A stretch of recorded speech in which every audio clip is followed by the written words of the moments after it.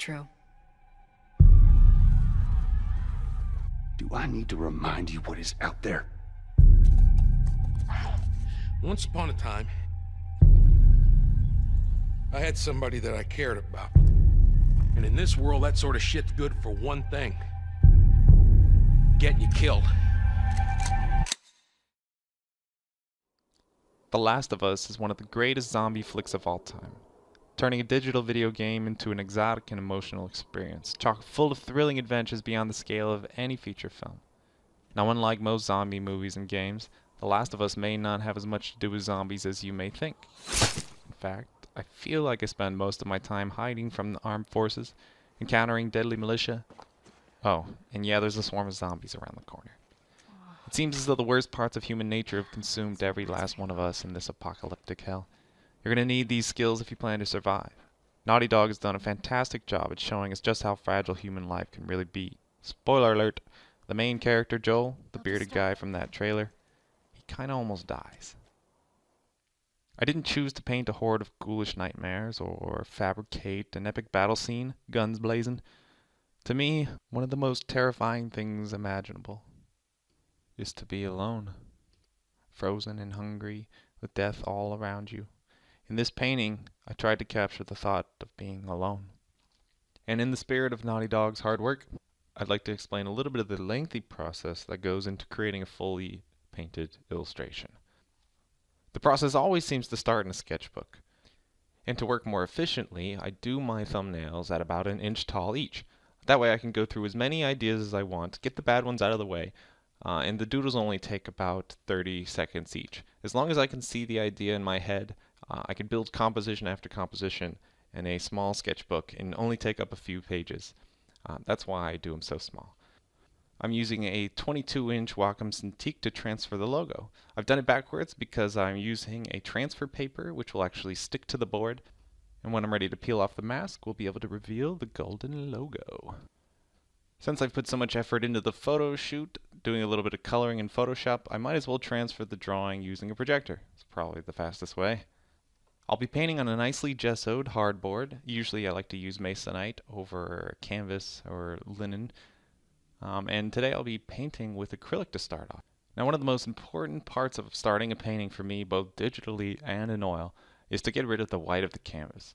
To be fair, if we look at reality and we're trying to paint from life, white shouldn't be on your canvas at all, unless of course we're looking at the sun directly, because the world around us really just has a full spectrum of color, of value, and to me, having any spark notes of white in the painting can be distracting and also look superficial.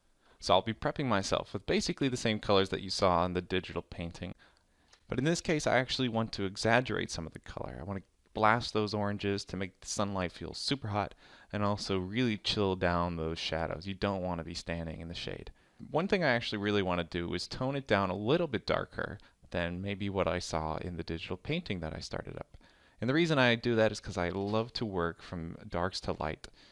So since there's so much white in the background, that super bright snow, the sunlight's going to be blasting out of there, I want it to be able to feel like it's blasting.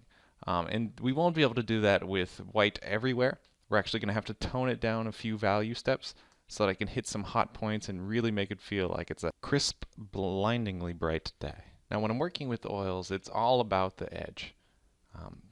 Typically, when you're working in a background with quite a bit of interest in it, we got fallen trees and heavy amounts of snow, you kind of want to simplify it. And the way I do that is by getting a fan brush and kind of softening things down. I don't want anything to stick out too much, and to be fair, I designed the deer so that it would be able to kind of blend in with some of the other similar shapes around them. So with the antlers, I'm trying to mimic the shape with the branches, the shrubbery, and also the value. I want the color to really settle into the background there. I love to hide things in my paintings, even though this isn't exactly subtle, but it's just an attempt to get the deer to seem more like in its natural state, in a hidden state, almost untouched and pure. Sometimes it's really hard to add blues and greens and dark purples into your painting because sometimes the values are just a little bit too low. If I have a tip for your palette, I would say mix up the lighter versions of these ultramarine blues, the phthalo, and maybe a dioxazine purple. so that you can actually bring these into your color mixtures. And you won't get it all super muddy and really dark, because when you're working in a yellow scene, just even the slightest smidge of blue can actually turn a yellow into a really disgusting color. Especially with the value, you're going from a really light yellow to a really dark blue. So it makes sense to add a little bit of white to all of your colors so that you can actually add them into your mixtures and have a harmonious value structure. Besides, there's going to be so many different colors in your blue snow, just because there are certain color effects that are going around the space. So you want to be able to hit the reflections of a glowing warm person, also the sunlight, and maybe the reflection of some of the cooler sky. So even though you've got a blue central portion of a painting, you could essentially just add in all the reflective light, a little bit of purple, a little bit of yellow, a little bit of green, and you have what seems to be a full spectrum and an almost natural, even though it's cartoonish, a natural sense of variation. So this is what I'm thinking about when I put together these transitions between blue and yellow. You really can't jump from blue to yellow, because when you mix the two colors, you get something like a green. And greens can have oranges in them. Maybe they're blue greens, yellow greens, So the purpose for doing these transitions is to jump from a blue, transition into the blue-green, into the warm green, yellow-green, and then straight to the yellow. And that really gets you a smooth transfer of color, and you don't end up with any mud in the middle. So for this technique here, I'm actually going to start glazing. I'm using a dark blue, and it's something I actually want to do to get the value of the character correct. This blue will actually go over everything, so it seems like she's kind of in that same shadow space. I'm using a little bit of linseed oil to make it a little more runny. You can tell it's kind of dripping there, which is actually pretty cool. But when I'm using that, I just want it to be able to stay wet, to stay alive for a little while, so that I can go in, scratch out some details, actually fog it up, and make really soft transition. As soon as I start adding new color in, like you'll see here, it's actually going to take a bit of the personality of that shadow blue that I put in. So it will keep the face color, the hair color, the jacket color, all kind of in the same range of a human being in the shade. And that's a good way to capture the sense of shade, is to throw down a little bit of shadow color and then begin to scumble in the colors of a face. And as soon as you're kind of maybe in a muddy tone, you can start throwing in a little more saturation into the cheeks to make them feel like they're more alive, a little more rosy. And it's just a building of the thin glaze that I did at first into the thick opaque versions, where I get more and more towards the shapes that I want. And I start to sculpt with it. Now, I wouldn't say I had the best reference for a face, so I'm actually going to go through and paint this over and over. I'm going to screw it up and eventually use the computer to enhance the character so that she's more on model. But this is actually going to be a challenge that I hold on to, and I'll mess with the painting a little more over the year as it sits on my wall and I get a little annoyed with it.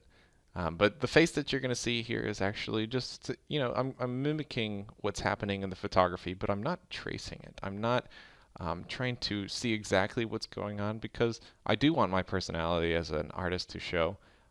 And part of that personality is I'm not completely accurate with facial structure or anything like that. But it's about the brushstroke, it's about the play of color, and any anatomy problems can be fixed later on. Here's a good example of trying to plan out brushstroke that will be the official stroke that you keep throughout the painting. I wanted this bow to be really simple and sleek, and really the only way I could do that is by loading up on the linseed oil, loading up on the color, and kind of tracing over where I expect the line to go. 1, 2, 3, and then I strike, and it really has a fluid flow to it. It kind of captures the personality of a bow, So when I'm painting different things, it needs to be detailed, it needs to be scratched, or it needs to have a really slick one-time hit of the brush, which actually, I think it worked out pretty well. So you can see a little better here. I placed a glow in the snow. I was planning for the bow and also the arrow to be reflecting this, high contrast of light. It's almost going to be a pure white. By the time I get to those reflections. But something I wanted to do is manually add the effect of a glow, so that later on when I put in the white streak, it'll seem just more alive and more in tune with what's going on with the rest of the environment.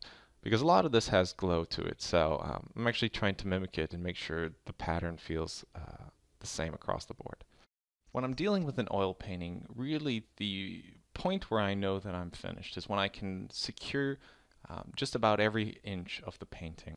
And when you go to the museum and you look up close to some of these fantastic works of art, you can truly see that each stroke from start to finish has its resolution. And that concept echoes every single part of the process, from the thumbnail to the intricate design in the gold lettering. You need to make sure that the focal points will keep you jumping around the painting and never falling off the page. You want to zone in on a color scheme that's harmonious and beautiful, all the way down to each individual mixture that you're going to put on the canvas. But most importantly, the illustration must be accomplished with taste, and only you can decide how tasteful an illustration can be. Anyway, if you haven't had a taste of Naughty Dog's magic, do yourself a favor and pick up The Last of Us for either the PS3 or remastered for the PS4. It's fantastic. Plus, I know they'd appreciate the support. And if you're interested in learning more artistically, please subscribe to my YouTube. I'm constantly posting new videos and demos that I record of myself, both digitally or traditionally. You could head on over to andrewtheo.com for a wealth of animated GIFs going through my process, and also check out my portfolio and some of the things I've been doing with my art. I deeply appreciate you guys hanging around, and I hope you'll see a few more of the videos I've prepared for you. I know you'll enjoy. Thank you so much. Again, this has been Andrew Theophilopoulos, The Last of Us.